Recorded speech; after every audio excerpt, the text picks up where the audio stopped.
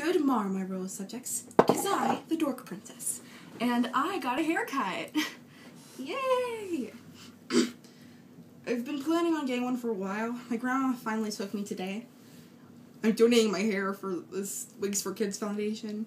It's fun, but that's not the point of this video. The point of this video is to talk about the new Muppet for Sesame Street, Julia, who I can't show a picture of because I can't edit. Anyway. I know I'm 2 months late to this party. Shut up. Just shut up, please. But I knew when I first heard about this, I was excited because I myself am on the autism spectrum. Julia is the first Sesame Street Muppets represents autism, and I got excited about this and wanted to talk about it ASAP. So I scheduled it for today. So let's just get on with it, shall we? Okay, so basically what happens in the Sesame Street episode with Julia, Elmo, and Abby are, like, finger painting and stuff, except she's using an actual brush because she doesn't like paint getting on her fingers because the squish. Big Bird comes by, he wants to, like, get to know Julia, but she's kind of ignoring him, but the keeper of, like, the shop on Sesame Street, Alan, he explains that she has autism. And he doesn't exactly go in general what autism is.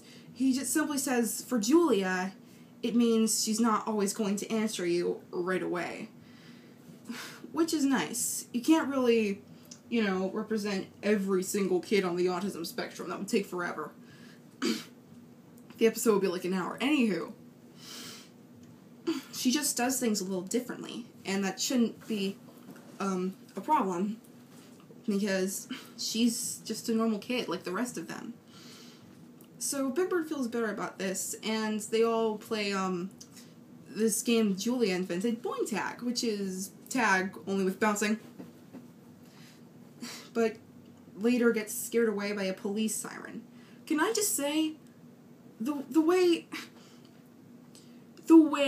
Julia reacts to the siren, it feels all too familiar. Like, the siren was going off, and she was freaking out. She was like, noise, noise, and the screeching in her voice, and the way Alan was trying to comfort her. That's his tone of voice is something I'm all too familiar with. That's the way my principal used to speak to me. Like, it's not a bad thing. It's a good thing. That's why I'm like, oh, poor baby. And then, so, getting back on track, Julia takes a break from the game and is calmed down by Alan. Meanwhile, Big Bird's still kind of bummed out about the whole Julia being different thing. But Abby and Elmo are like, well, we're all different, so why should it matter? And Big Bird's like, oh yeah, you're right. Can I just say, Big Bird sounded, like, tired in this. I don't know what that was, but I'll figure it out later. It's fine. So Julia comes down and proves that she actually does like Big Bird because she, like, picked him a flower. It's really cute. This isn't a flower, whatever. They all sing a happy little song, and then things happen. If this was the cutest thing ever, let me just say, I'm happy that Sesame Street finally made something like this. I mean, I can't believe they're covering autism, but considering how they covered subjects such as parental incarceration and even death, I guess I shouldn't have been as surprised as I was. But seriously, even before I watched the episode, which I still feel kind of weird about, but it's for a good cause anyway, before I even watched the episode, I started to see a bit of myself in Julia, and when I finally watched the episode, she helped me understand myself a little better. I realized I do weird things too. Like, when Julia gets excited, she flaps her hands like this. I feel unconscious about certain things I do. Like, you know how I, like, look around all the time in these videos?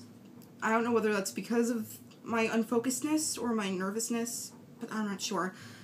And how I blink a lot, do that weird thing with my mouth.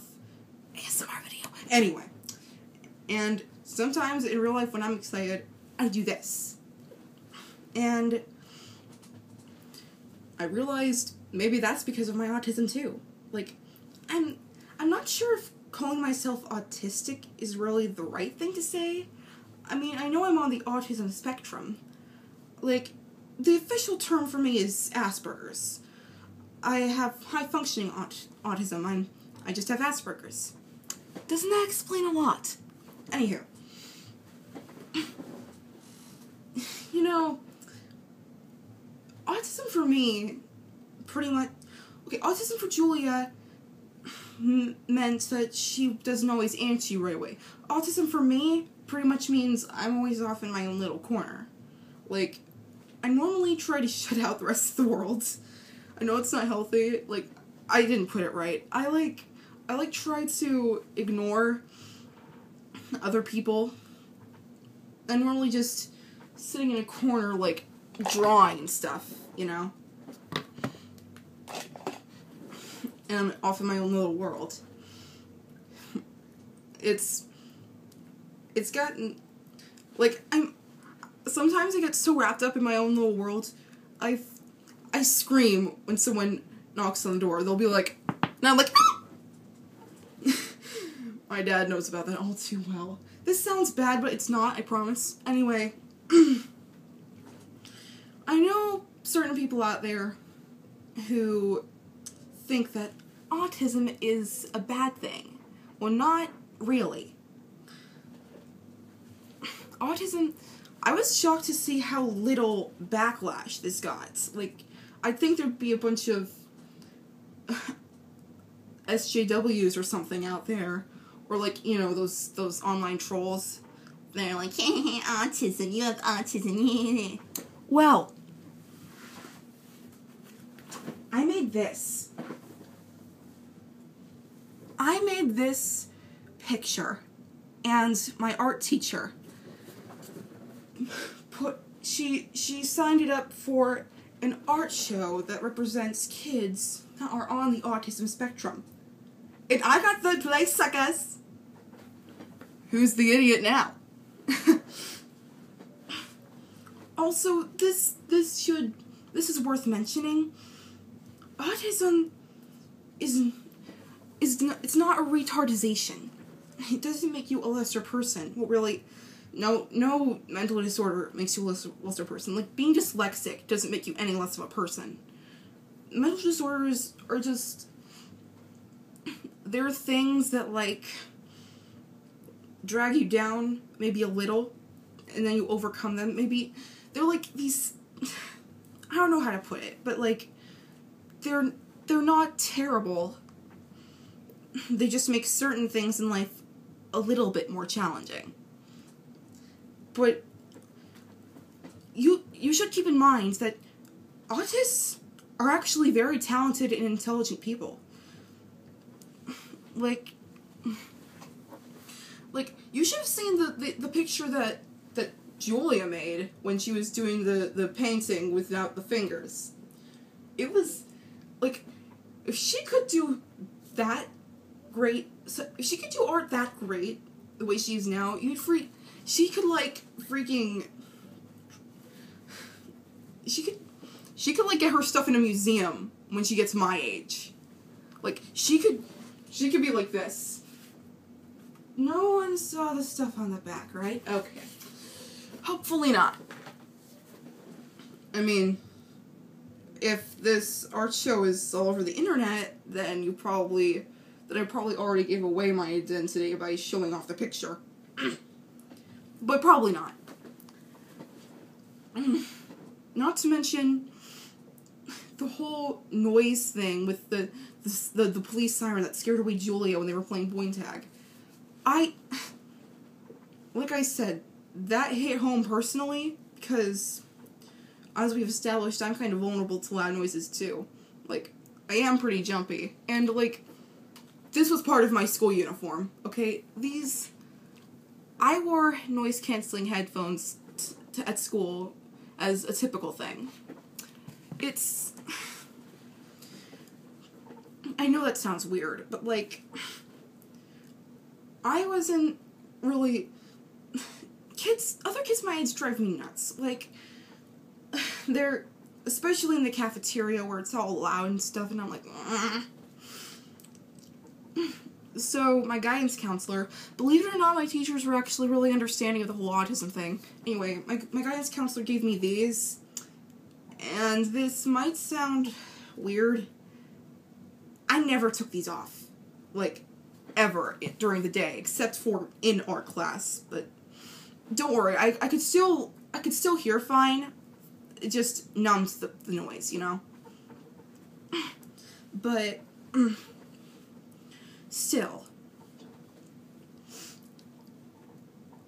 Yeah, again, the way Alan was comforting Julia when she was freaking out about the police sirens, he was like, "Are you okay? Is the noise bothering you? Do you need a break? Let's just take a break, alright? Okay, I got Fluffster, it'll be fine." Like, that's... Oh yeah, she also has this little thing named Fluffster. It's a little stuffed bunny, toy bunny, you know? Anyway. The way Alan spoke to Julia in that scene, like I said, it reminds me of the way my last principal used to talk to me. Like, all of my teachers really treated me well for an autistic kid in America. I mean, I've heard bad things about how the way certain people treat autism, but I don't believe what they say about the school system. Okay, maybe it's a little true, but I can't judge myself, so I'm just not going to talk about it. It's bad enough I already brought it up. But anyway. So, yeah, Julia helped me understand myself better. I probably sound like a broken record, but, you know, it's true. Like,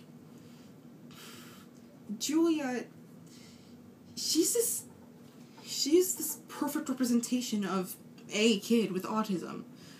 Not necessarily everyone, because every kid with autism is different. But we're all different, like the episode established. So, I'm glad they made Julia. New favorite Muppet, hands down. She's adorable. It also helps that her puppeteer / voice actress, is that the right word? Whatever.